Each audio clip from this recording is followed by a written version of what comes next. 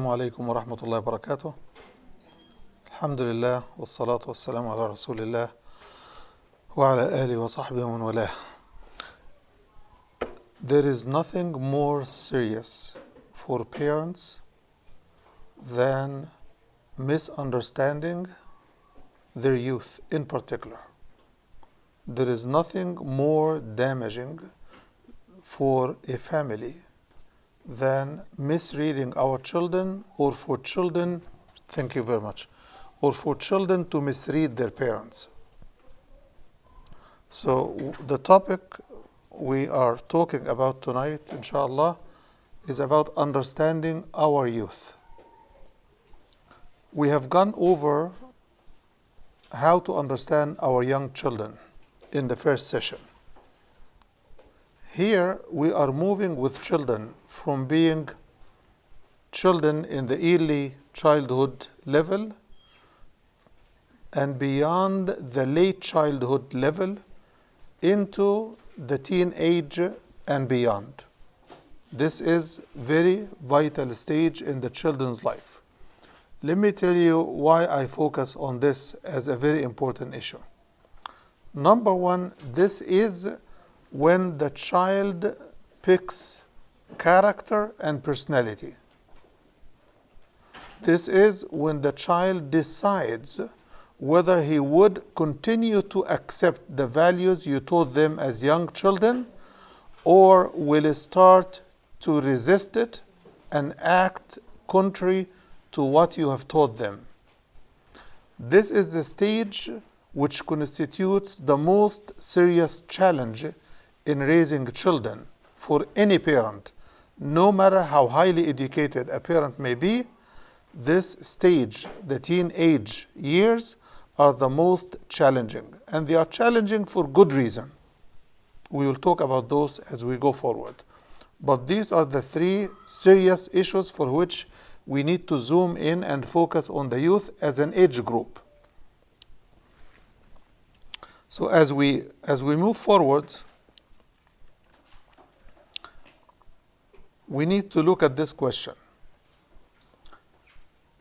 In the teenage, the child who used to be a child now sees himself or herself much more as an adult than children.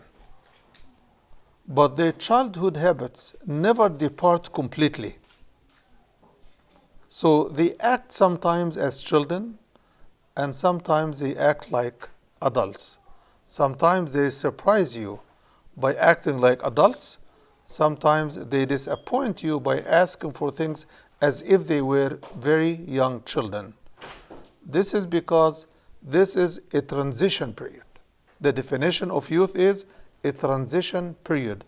I don't like to call it adolescence. I like to call it the transition period, or the period of maturity. Some of us, the points you are seeing being displayed for you are the questions that underline the bigger question.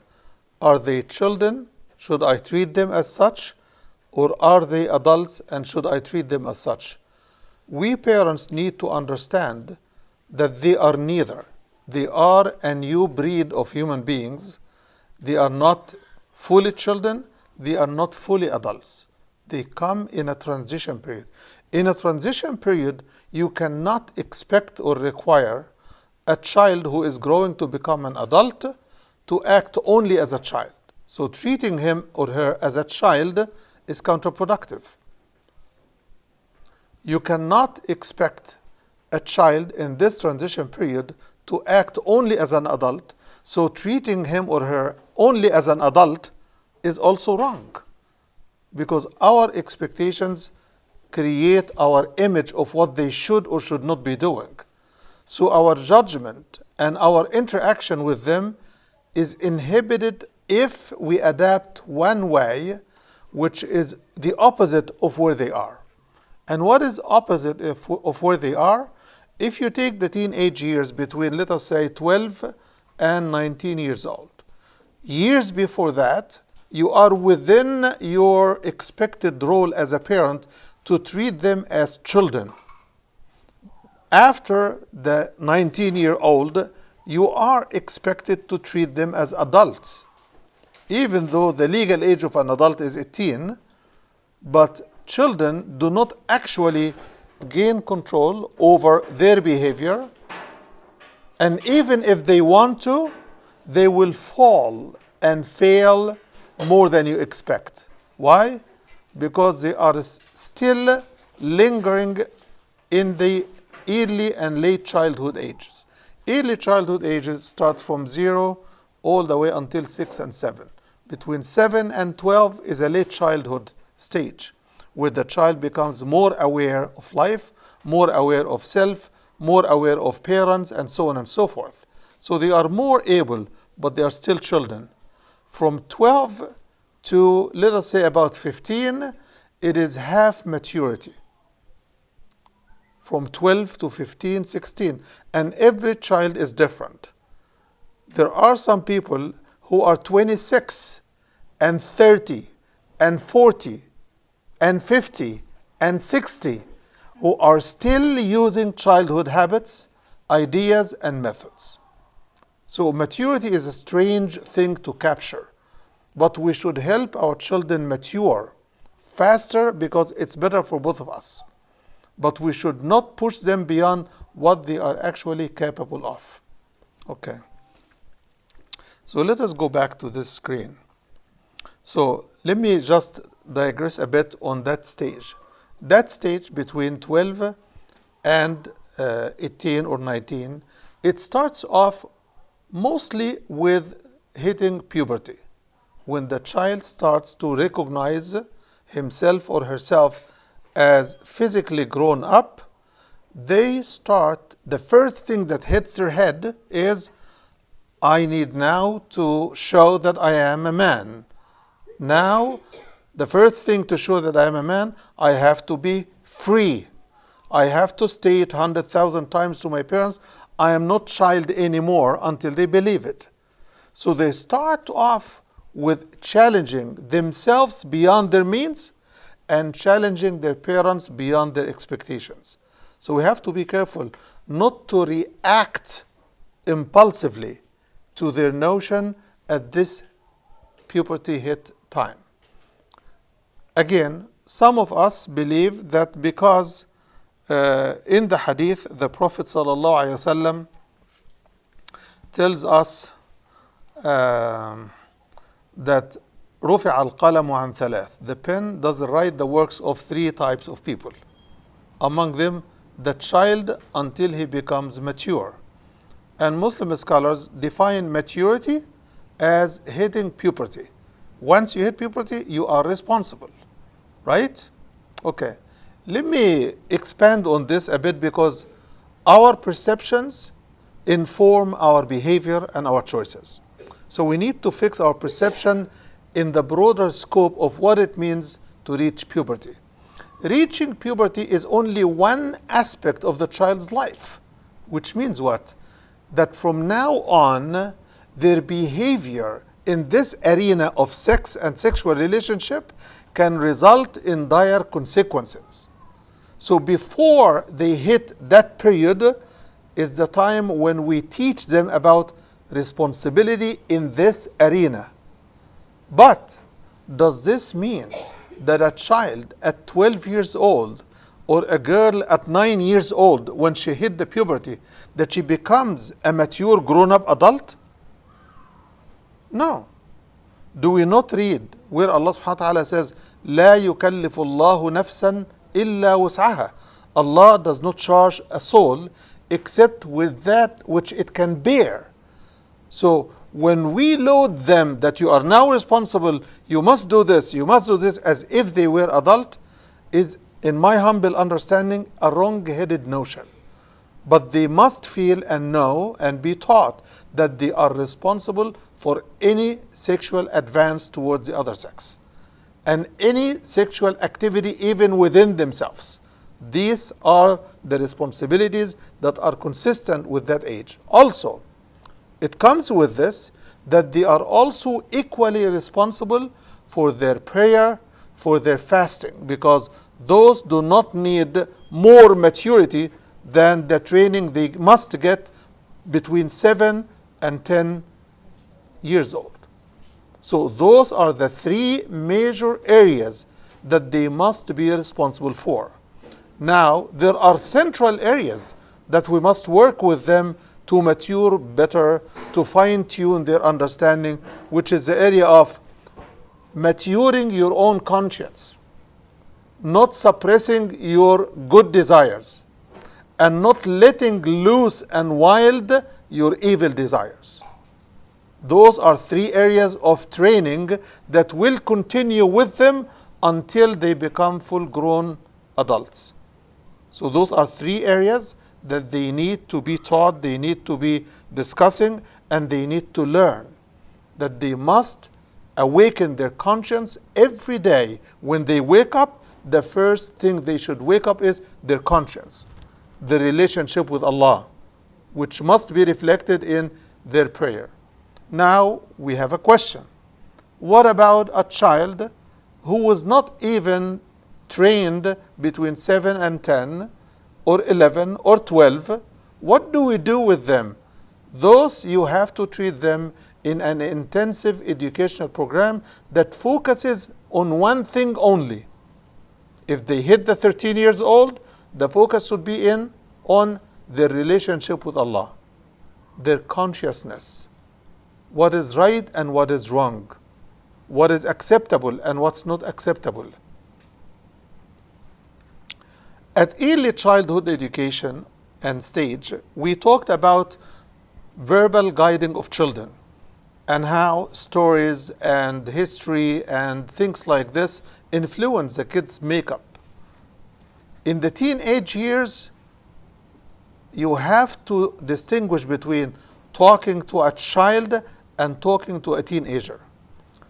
Children, when you tell him, okay, you must pray, because if you don't pray, Baba is not going to take you for a Eid trip, for example. And I'm not suggesting that you do this, but I'm saying if you use those kind of approaches, it may work. You may give him some candy or chocolate. It may work. But when they hit 7 and 8 and 9 years old, they are grown up enough to understand some things. If we do not invest in this most critical period, we lose the time and the effort after that, unless Allah wants otherwise. So losing the 7 to 10 years old, losing the 0 until 7 years old is a huge loss. It is like not throwing the seeds in the earth and coming the harvest season and you want to pick the fruits. There will be no fruits. So we need to focus then on nurturing the mind and the head and the heart by connecting them to Allah and making the relationship with Allah individually interactive. Individually interactive. You pray to Allah, you wanted for this, I told you pray to Allah to give you success. Your dad would give you the gift you asked for. Now you succeeded. Now your dad is giving you what you want. This deserves that you thank Allah. Make 2 rak'ah thanking Allah. Connect to Allah. Offer Allah gratitude. This is in early and late children life. But when they hit the teenagers, they need something bigger than a chocolate and any other physical temptation. What they need is a different type. And we'll talk about the needs of children in that age. But let us address this conflicting opposite ideas running in their head. The first thing that children are puzzled with is hitting the puberty. What do I do with my body? What do I do with this? What does it mean for me? And mom and dad are always telling me, when you reach this age, you are responsible, you are this. They panic. They panic. And they start observing themselves. And they start asking questions. And they feel very ashamed when they do things that belong to the early childhood level. When they throw tantrums, when they slam the doors, they are very ashamed. And this is one underpinning reason for the very serious anger. Anger tantrum in this teenage level is different from children. The repercussions on children is the feel of shame, the feel of fear that they will never mature, the feel of not meeting their own expectations. They are unable to keep their promises, and they are always badgered by their parents to mature up, to grow up. When are you going to grow up? When are you going to take responsibility? When are you going to wash your dishes? When are you going to wash your clothing? When are you going to make your bed? Mom, cool it down. If you had wasted 10 years of training, take the time with the child to mature. But if you had the early training, they would have been able to help.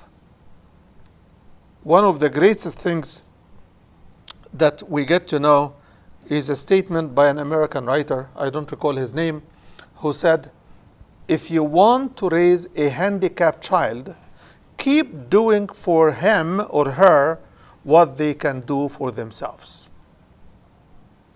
Should I repeat it? If you want to raise a handicapped child as a handicapped adult, keep doing for them what they can do for themselves. None of us, adult or children, would refuse service from anybody. We would love to be served. All of us would love to eat ready-made food. We would love to sit on a table and have a waiter or two wait on us. We would love to have a servant. We would love to have a maid at home to do every chore that we don't like. Right? But is this life? Is this possible? Of course it is for some people, but it is impossible as a lifestyle. And even if I remember reading the life biography of the last Muslim caliph in the Muslim world. Do you remember his name? The last Muslim caliph. I'm not talking about the four caliphs. I'm talking about the last Muslim caliph in the Islamic world. Sultan Abdul Hamid II of Turkey. He used, and this is written by his daughter Aisha, may Allah subhanahu wa ta'ala bless her soul and his. She said, we had all the servants in the palace that we would like, but my dad never let us, even as children, to be served by a maid. Whatever we could do, he wanted us to do it. And he was on his case, on our case, in person. He's not leaving them to his wife or somebody else or a teacher or a trainer. He would be after them to ensure that they grow up disciplined and committed, at least self-serving. So the years we waste in the first 10 years of the child's life do impact how we deal with the child later and how uncomfortable and uneasy the child becomes. Does this mean that if those years are lost, that we have no hope? No, we do. We always have hope. Our hope is many people accepted Islam and they changed their life 180 degrees opposite, right? To be consistent with Islam after they were 50, 55, 60. And we had a man here who accepted Islam when he was 78 years old, Allah yarhamu. He was praying with us here, Hajj Kawthar, Allah yarhamu. He's an African American pharmacist who served in the Navy. He was retired and he accepted Islam and became as disciplined as it can be from a Navy officer. He used the discipline he learned in the Navy to apply himself to Islam as it should be. His wife is not a Muslim. His children did not pick up after him because when he accepted Islam, they were all grown-ups. Okay? So he had no power except the power of conviction to convince them, to try to communicate the message. So with this man, and before I had a person also accepted Islam in the Islamic Center who was 77 years old. He was an old man who came to the Islamic Center, says, I was a Christian, I joined the Ahmadiyya movement, and I found that I moved from one polytheist religion to another polytheist religion. from worshipping a man to worshipping another man under the guise of Islam. I need to know if I were on the right track. And I explained and so on. He went upstairs, took a shower, and he came down a new man. And from there forward, he is from New York, by the way. He went back and he started to teach his fellow Ahmadiyya Muslims how wrong what they have been doing is. So as far as crossing the 10 years old, we should never give up on the child because we wasted that time. It was our time and it was under our control. The most serious change in the child life is when they get out of your home for the first time and see the society. 5 years old, going to school and discovering that the world is not limited to mom and dad.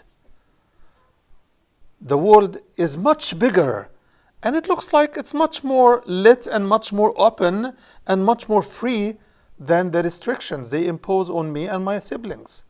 So they start looking for something pleasant in that gathering, and they start picking words, vocabulary, habits, customs, even religious traditions. They want to come and try to imitate. They want to see the difference. Why am I different? Why aren't my friends accepting me for who I am? And the struggle to assert himself or herself as a young Muslim becomes very, very serious. And they go through this in silence. They are afraid to tell home what they see at school, and they are shy to tell the school what they learn from home because the school is bigger. I am in a class of 20, 30 kids. All of them agree on one thing, and I am the only odd kid out. How do I, keep my identity in this avalanche of attacks on my deen, attacks on my character, attacks on my belief? How could I even stand? So they are afraid to talk to their parents about their internal struggle until something hits home, which means what? Until a story comes home. And when the story starts to come home, the child has already made up partially his mind. If he starts to bring you home stories about how nice is it to celebrate whatever the kids celebrate in the school, it means he is already a bit sold that this is fun and what I am having is not fun. We addressed this issue last time. We talked about the children's rights in Islam in the first lecture. So I will refer you to look back to that part. So I want to focus now on the youth. So what you see on the screen are the competing ideas regarding the identity of the teenager. He wants to discover, when I act like a child, am I still a child? If I am still a child, why am I asked to act like an adult? And when he acts like adult, he has a different but difficult question to answer. Why do they still treat me as a child when I am behaving like an adult? And children do not see things our way. They see things their way. And this is a huge issue. We have to listen to them. We always say we have to talk to our children. I always say we have to listen to our teenagers. Our teenagers don't have somebody to talk to except their peers. This is their most comfortable companion. So they talk a lot to each other. If you want them to do what their friends are doing, then this is a good thing to let them continue to do. But if you want them to continue to carry your values, then you must listen to them and you must give them safe time and safe space to talk to you, no matter how awkward or awful their ideas may be. At least you learn something from them directly. So, and when they talk to you, they will be able to address those critical questions. Why do you treat me as a child when I'm behaving like an adult? Then you have a chance to explain. I treat you like a child when you behave like one. I treat you like an adult, and so we should. I treat you like an adult when you behave like one. So I'm trying to match where you are. And I am as puzzled with this as you are. Don't think I know it all. Don't think I know everything. I am learning as we're going forward. Maybe you have older siblings, and maybe I have not learned all the lessons I need, because every one of you is different. And I want to custom tailor my treatment of you based on where you are, not where they were. I don't want you to be a copy of anyone.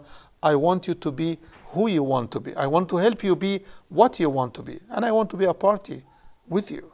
I don't want to be divorced from your life. I will never divorce you from mine. So we need to be talking and listening and explaining our views and absorbing what they are saying. So this is how we teach them to say no to us when it is appropriate, and how to say no to their friends when it is appropriate, and to their teachers. We're teaching them to speak truth to power in a subtle way, but it is training them to talk. Also, they are puzzled between the years when innocence was the nature, the overwhelming nature of their life, and when they are adults, deliberation is the nature of time. So adults are calculating being. Children, while some of them could be very manipulative and calculating, but they do not do anything perfectly. Very rarely you find a perfect teenager who does everything by the book, because basically they are in a transition of growing up. You do one thing this time this way, next time you learn an experience, you do it in another way, and you know your dad discovered what you have done, then you try a new trick, then you try a new lie, you try a new expression, and you try to always cover your track of things that you are ashamed of or afraid that they will appear or be known. So they have their tricks. You have to allow them to have some tolerance and some forgiveness. Because if you catch a teenage making a mistake, you are discovering the daylight when the sun is up. It is part of their growth to make mistakes. Even it is part of ours. The Prophet ﷺ says, كل بني آدم خطاء وخير الخطائين التوابون. So what we need to teach them is make as many mistakes as you want, but try not to do it all the time, and make as many corrections as you make mistakes. Then we're teaching them repentance. We're teaching them that they have the power and they have the control over their behavior and they have a control over their choices. I did 3 things wrong last week. I want to do 3 things right this week. At least I don't want to repeat the same mistakes again. So we walk with them in their life as partners. We are walking in a journey. They make a mistake, I don't catch it. I let go one, I let go twice. And then I tell him, listen, we have to talk. We need to address, do you like what you're trying to do? Do you think this is beneficial for you? Do you think this adds to either your value, your achievements, your benefits, or your growth? So let them be also party of self-critique, so that they know how you think, what your values are, and how helpful and engaging you want to be. Very, very important. So even when they do deliberate mistakes, it is because of a fact in their life that we'll talk about later, which is trying to discover the world. Their world is not like a building that is on the architect's paper. Like the architect plans a building and then the building starts to grow 1 floor at a time, right? They don't see that final building. They don't know what it will look like. And that's why you ask teenagers, even late teenagers in high school, have you determined what major do you want? No. First year in college? No, I'm not sure. Second year college? I'm trying several things. Third year? You're wasting 3 years, right? Because that is the nature of their age. They do not foresee what the final structure will look like. They need your help early on. One thing I did with my children, may Allah subhanahu wa ta'ala bless your children, everybody else, when they hit the second or third year in the high school, I start talking with them. Tell me, what areas do you feel strong in? What subject do you feel you're strong at? And what makes you feel that you are strong in these subjects? You have control over those subjects. And then, do you put a lot of effort to get those grades? And what subject do you excel in with little or moderate effort without killing yourself? And this is what I zoom in on. This is what I zoom in on, because I want him to go into an area that he found himself, and he found himself to be strong, and he is not killing himself to excel. That seems to be a natural exploration of his talent, of his inclination, and his skills. And those are things we need to discover in our children. So once we get this, then I leave some months, and then we talk again and say, do you know, if you follow the track of, for example, history, which one of my girls followed, history or this, do you know where this track takes you? Do you know what kind of job does it give you? Do you know what kind of average salary do you make? Do you know if this salary would be enough? Do you know that this job will be able to help you raise a family, for example, right? Will it help you have time for your family? So we have discussions. Then I let this go for 6 months for them to keep chewing on, talking with friends and stuff. Then we talk again about more repercussions and more specific issues.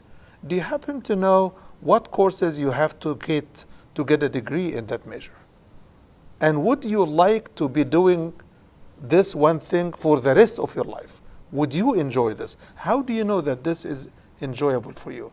Because most of the kids, they don't even know what a career is, what it means to enjoy what you're doing. So they just get shallow ideas. So we need to keep digging deeper and deeper. I'm just giving you an example of a discussion that would help your son or daughter while they are in the high school to keep their eyes on something of interest to them. So they are also puzzled between their ignorance and their level of awareness. There is a huge disparity. They think they know much more than what they actually do, but they are not aware of their ignorance. They think they are aware of all the consequences, but they are really not aware. And at times, they see some consequences of what they are doing, so they become a little bit more aware. 1 degree of awareness in their head is multiplied by 100. They think, now I got my lesson. Next time I drive the car, I know I'm going to stop at the red light. But the issue was never stopping at the red light. The issue was hastiness, which is part of the nature. Adventure, which is part of the nature. Taking high risk with little or no calculations, which is part of the nature. So the issue is not stopping at the red light. The issue is calculation of risk and consequences. To be aware that when I cross this red light, the consequences are dire. It can be the end of my life or someone else. Few years ago, we had a couple of teenagers who died speeding on the road, and they were racing with another car. Both were Muslims. So, not helping our children always to calculate risk and benefit and the consequences of risk.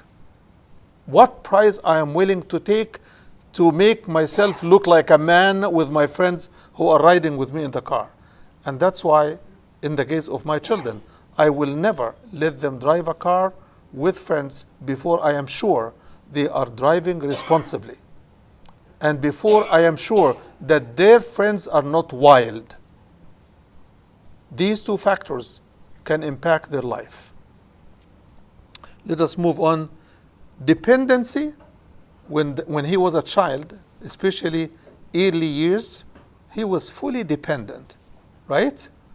And now he wants full independence. Mom, don't keep telling me this, right? Dad, you think you know everything. You don't know what we go through. You don't know what happens in school. I have to prove myself. And how do you want to prove yourself? Drugs is not the way. Joining gangs is not the way. Buying a weapon is not the way. Being vulgar is not the way. Profanity is not the way. So before we react to their deviation, we need to teach them what is positive, to build on a clean slate. Your child is always a clean slate when they were young. But once certain things started to be written in their heads and hearts, you will have to double your effort and to double your patience to be able to get that stuff out of their heart and to start replace it with what they really need and what's in their interest. They are puzzled between being obedient and pleasing to my parents, right? And the need to rebel to get out of the shell. I want to be out of the shell. Teenagers will rebel against your faith, against your culture, against your values, against what you expect of them. All of it, because it is their only way to prove that they have grown up. It is like a little chicklet coming out of the egg shell. Unless they fight and push out, they will never be out of the shell. So children at that time, they feel the same way. My dad will never trust me. And what they mean is, he will never give me all the freedom I want. Right? My mom will never trust me. I told you, I am going to Zainab. She is our neighbor. She is right here. We grew up together. Will never trust me. Why? Because she wants to sleep over with Zainab. And mom doesn't see Zainab in the same light. So we better share with our youth what our vision is of not only vision for their future, which we use vision for almost all the time, but vision means here views. Their views of their friends, their views of their schoolwork, their views of their maturity level.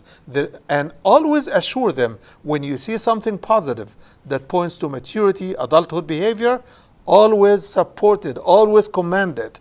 Because this is your only way to build them up. So don't overlook what is positive and only focus on what is negative. Because what's negative is painful to you as a parent. So you need to tie the degree of independence they get to how responsible their behavior is showing. The more you show responsibility, the more you get of freedom. This has to be the game between the parent and the child. That you cannot get all you want all at once. We will have to work together. I saw you, you matured. You started to choose good friends. This is very good. You started to focus on school. I am very pleased.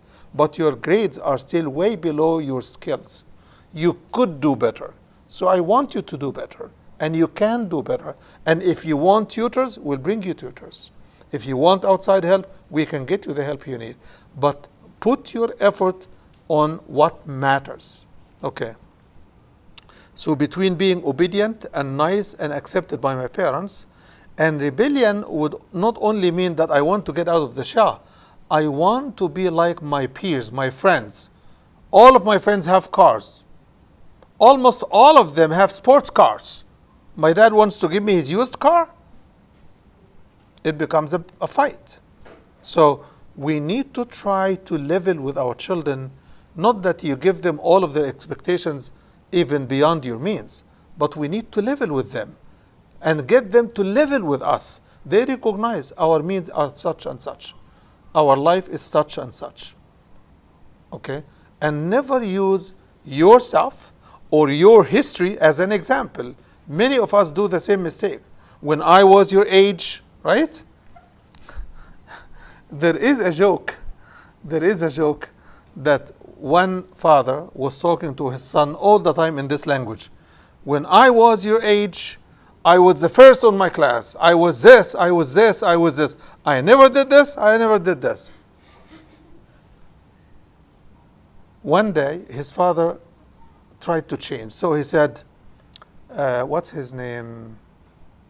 One of the famous presidents, whatever the name is, okay?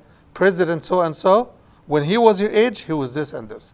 When he was your age, that's what he used to do. When he was your age, And the child kept hearing this, and then one day he said, by the way, Dad, when Mr. President that you talk about was your age, he was a president.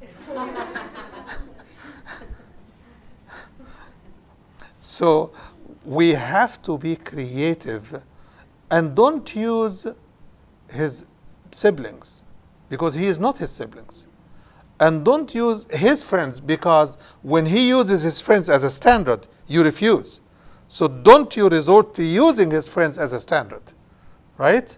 Use him and ask him, do you want to be every year better than the year before?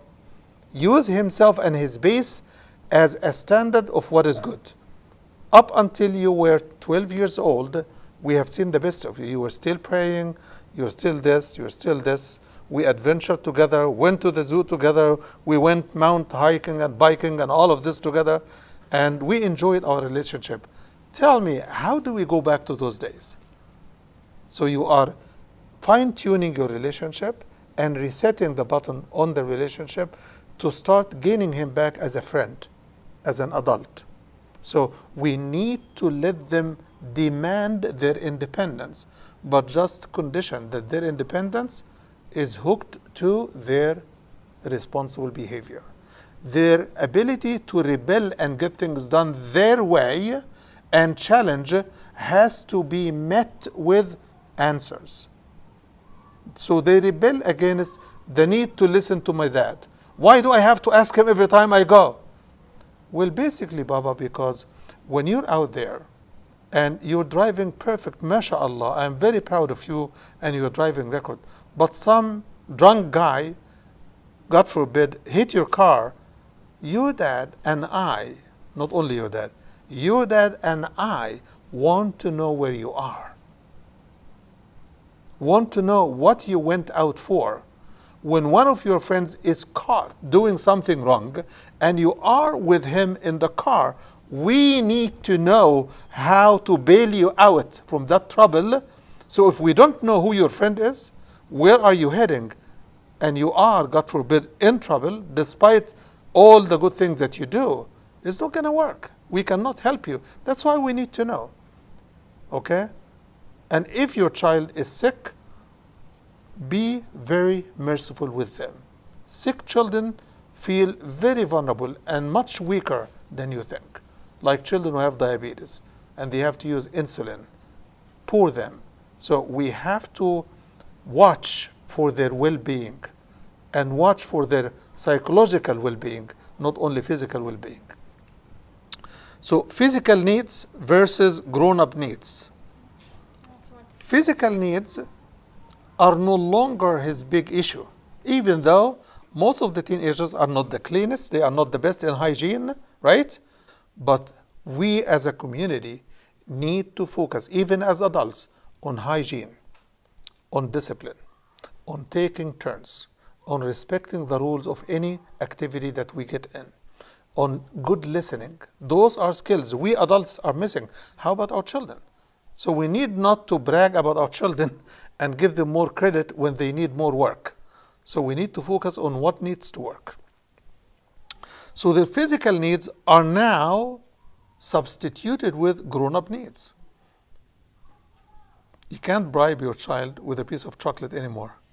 Teenage? No, you can't. Right? And you cannot tell him, I will let you sleep with me in the bed. Can't. Right?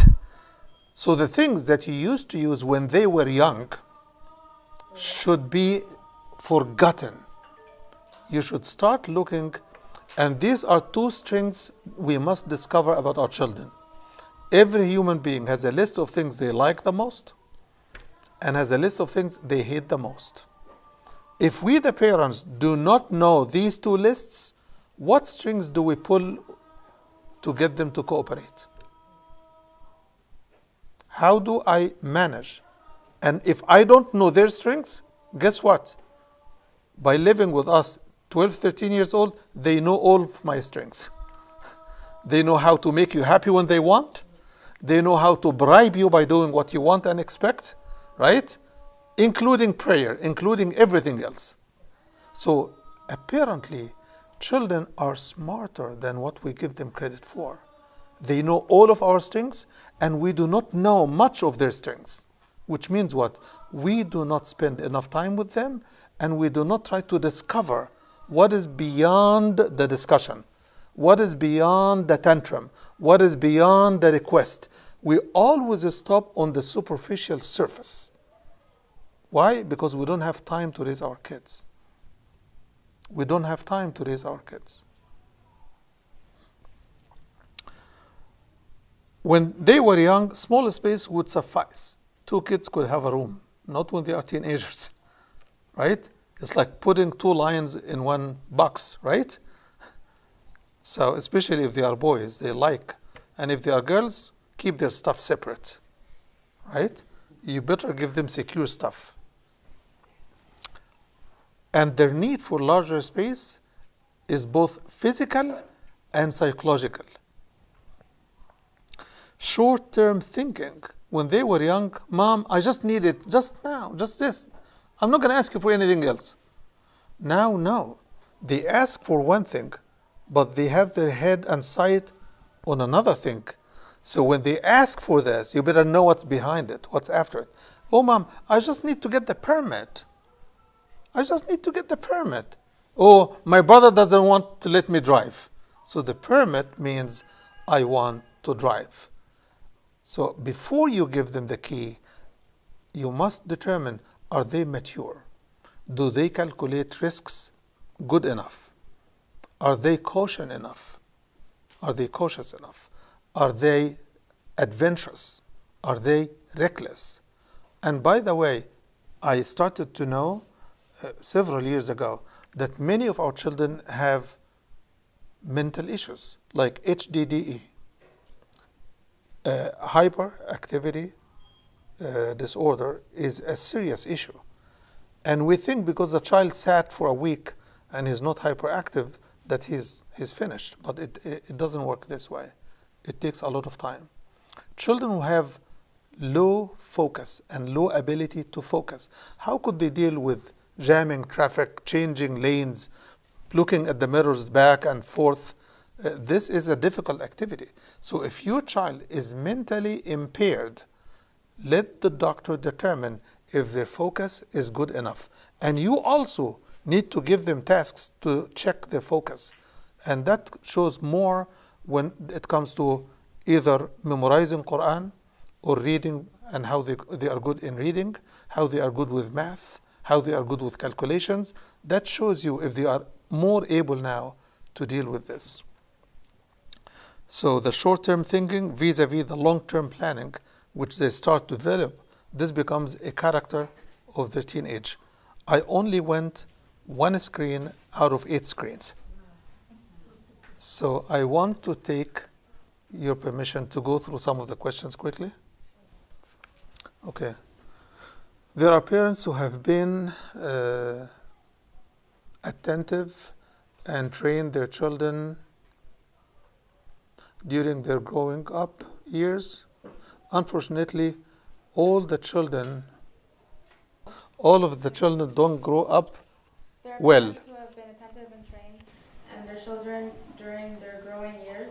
Unfortunately, all the children don't turn out all good. What should those parents do? Yeah, we should ask the right question. We should ask the right question. And I'm not offending the sister who made the question.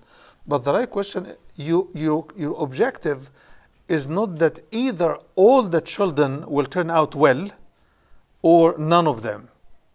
Your goal is specific to every one of them. You want every one of them to respond well and to grow well. But if they turn that one of them is not or 2 are not, then if they are 2 or more, that means you must review the system you have set to deal with them. You must review the environment in which they are living. You must review the policy with their father. You must review the contract between you and your child. This could be painful for many of us, but this is the fact that I need with them individually. I want each one of them to succeed. Their success is my pleasure, but it may not be the pleasure that they are enjoying. They have made me happy, but they may not be enjoying themselves. Like a child who grows up as a nerd, right? And everybody, he's straight A, he's doing great, but he doesn't participate in any social activity. He's isolated. So his peers will call him a nerd. And he will be enclosing on himself. So I need to be observant. What is success? Does my child share that definition that I have? What is success for him or her? So we need to focus. Likewise, Allah gave us stories in the Quran, but I don't want you to misuse it. Noah had a son. He had more than one son, right?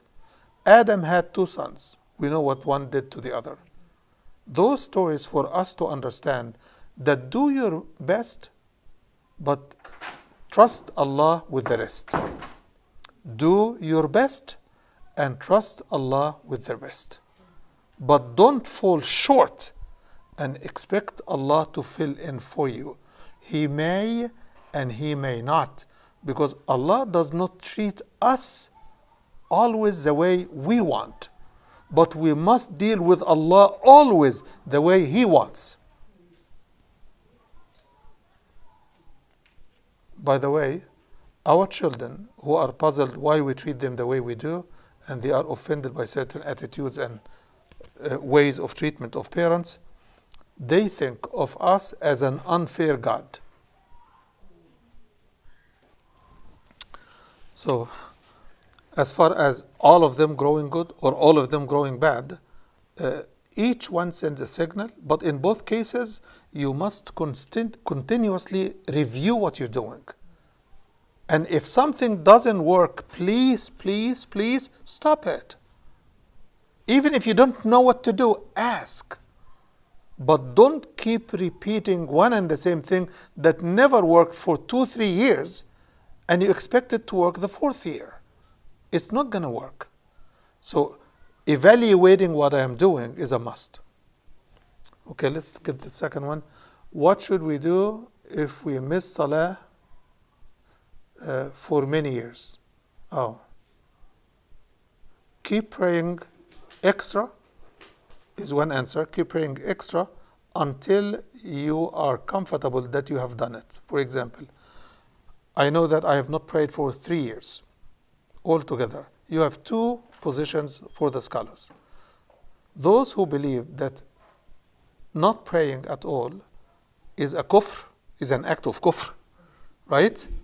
They say then you make tawbah and enter into Islam and start making prayer regularly. For the other scholars who say if the person does not really deny the legitimacy of salah, if he is not missing prayer because he is lazy or anything if he's not missing prayer because he is not convinced that prayer is important or that he owes it to Allah, then he's not kafir. So what do you do? What does he do? He would pray either as many prayers every day as he can until he is done, or he adds one prayer with every new prayer. So with Fajr you pray another Fajr or two. With Dhuhr you pray another Dhuhr or two. And so on and so forth until the same number of years go by. That requires discipline. Okay? Definitely it requires a serious tawbah. Because to bring discipline, I have to feel the sense of guilt for not praying for a long time. If I don't feel the guilt and the sin that I have done, there is no strong motive for me to apply discipline. I will only have the wish. I wish I could do it. But the Sheikh made it difficult. He said, one, I'm not able to do one. How would I do two? I'm not doing any. So we need to be careful what to do with our young children in particular. But here I'm talking about adults. Okay. Just quick question, Sheikh, Yes. about this. Is there a hadith that says Rasulullah ﷺ said those who don't pray are not one of us, or there is the difference between us and the non-Muslims is praying? All of these are ahadith and they are correct. But their context is in dispute. Their meaning is in dispute among scholars, as I divided the two opinions. Okay? So those who say it is not kafir in the literal sense, it is that he is denying the blessings of Allah and he is not offering prayer, which is a form of being grateful. Okay? Those who say that it means literally he has gone out of faith and he is not one of us and all of this, they put those ahadith together to conclude their position.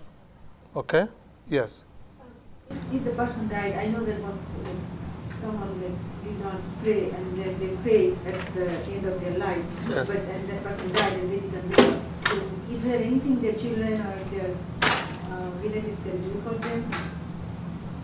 If the person dies and he missed any of his worship, it is his responsibility. A note of comfort, if the person at the end of his life started to pray, Allah subhanahu wa ta'ala is too merciful to punish him after his return. Allah accepts our tawbah when we repent. But we have due things to do when it comes to Allah. But Allah's rights are based on forgiveness and tolerance. Human dues and rights are based on fights and feisty, I want my right, I want my money, I want my car back. But when it comes to Allah, He is so merciful, so rich that He doesn't need any of what we do anyway. So He would forgive a person if he dies while he is trying to make up whatever he missed. Like a person who missed fasting in Ramadan and he dies before he makes it up, Allah will accept his intention to make it up. Inshallah. Is it true that we can buy one house for living, taking loan from bank with interest? Some scholars believe this. Well, I will ask the questioner and anybody a simple question. Is interest the English word for riba? Isn't it? Okay. Is there anyone here who doubts that riba is haram? So the question has the answer.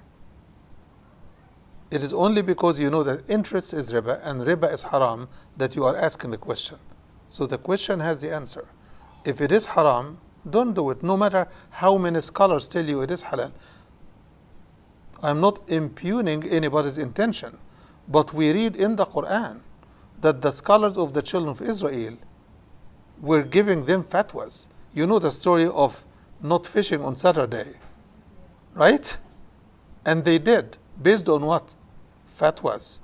So try to take care of your relationship with Allah.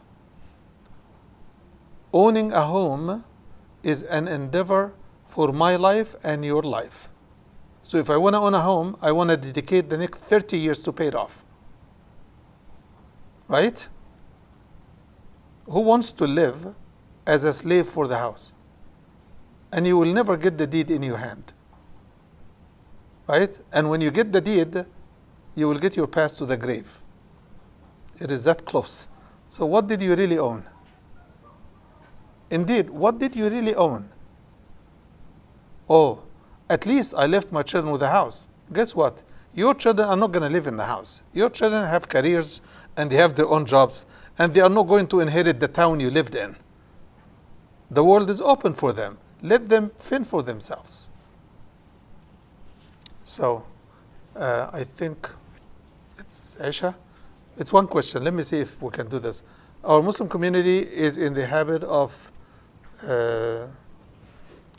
having the wife or mother to always cook, clean, and do everything for the children, especially for the boys. This is not consistent with what you said. That is true. Please clarify why our community do this if not consistent with Islam. Several reasons. Number one, it's comfortable. No, it's comfortable. No. It is comfortable. I told you in the beginning, we all, men and women, love to be served. Did anybody say, no, I don't like it? We all love to be served. So the first reason is it's comfortable. It's convenient. It doesn't cost me anything. The second reason is they grew up as men, but not as Muslim men. So to hold their standard as Islam is to tell them, why haven't you learned in the past 30 years? Well, that's what happened, so you better start learning, start teaching, start talking, right? But to expect this, if I have an advice, I will give it to those who are not married yet. Never accept a couch potato.